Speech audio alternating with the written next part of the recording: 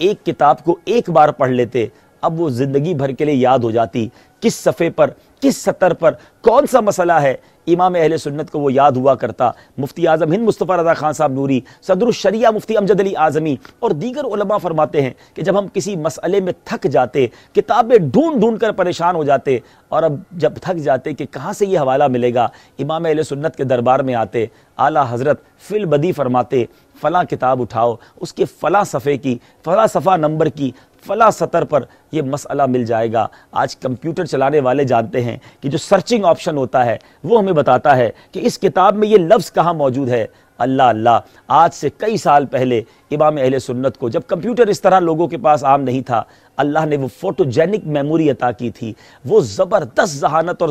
کس کو کہیں کہ یادداشت عطا کی کہ گویا کتابیں، بلکہ علماء لکھتے ہیں کہ 1400 سال سے لکھی گئی کتابیں امام اہل سنت کے حافظے میں محفوظ تھیں۔ سبحان اللہ سبحان اللہ، اللہ تعالیٰ ان کے در دولت کے صدقے ہمیں حافظے کی دولت بھی عطا فرمائے۔ صلو علی الحبیب صلی اللہ تعالی علی محمد۔ مجھے اپنی اور ساری دنیا کے لوگوں کی اصلاح کی کوشش کرنی ہے انشاءاللہ عز و جل۔